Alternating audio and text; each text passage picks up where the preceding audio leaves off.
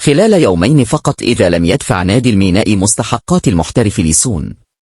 النادي سيتعرض إلى عقوبة الحرمان لمدة موسمين.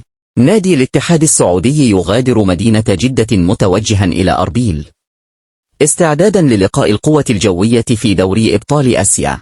ما فعله عادل ناصر من مسرحية مع نادي الميناء يوم أمس من خلال انسحاب الفريق أمام الشرطة سيتسبب بغرامات مالية كثيرة على النادي تتمثل بدفع جميع مصاريف نادي الشرطة وأجور الحكام ومصاريف شركات الرعاية والنقل التلفزيوني مع غرامة نقدية تدفع لاتحاد الكرة.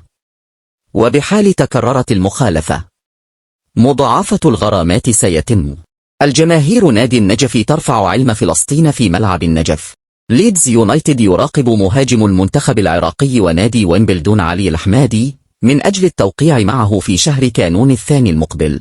الإماراتي أحمد عيسى درويش حكما لمباراة العراق وإندونيسيا في 16 من هذا الشهر.